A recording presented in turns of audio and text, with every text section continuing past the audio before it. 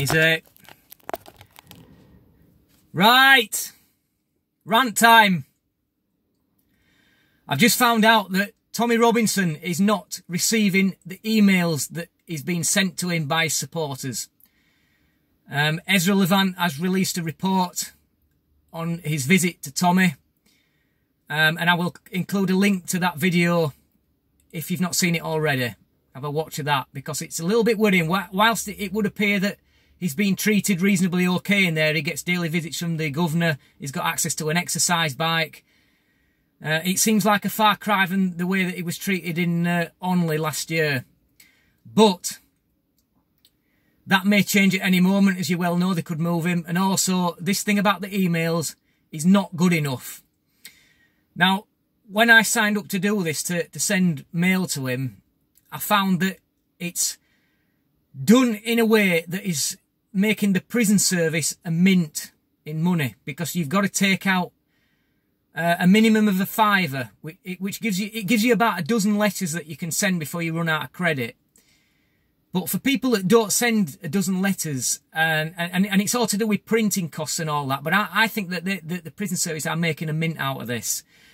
But my real bugbear with this is that as a paying customer, we are all paying customers, don't forget, that are sending Tommy mail. And right now, as it stands, we are not getting an honest service for our buck. Now, as a paying customer, we should expect, nay, demand that honest service. So, the next letter that I sent to Tommy, which will be my third, I'm going to start it by saying something along the lines of, for people who are reading this in the prison service before it gets to Tommy, I understand that his letters have to be screened for security reasons, and I understand that there is probably a lot of letters going in and people are probably going to have a lot of work to do. Now, I know prison officers are overworked as it is right now, so you've got to show a little bit of sympathy, but if the prison service are going to run this service, they need to provide an honest service for our money. And we need to let them know that we insist that these letters get to him, because it simply isn't good enough. So just take the time when you write the next letter to Tommy, just to say, to let the people know at the top of the letter, to let them know what they're doing, and we are on to them over it.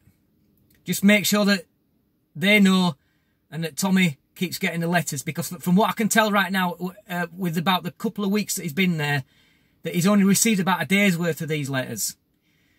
So I'm not happy about that, and you should be neither. And thanks again to Ezra for bringing this up.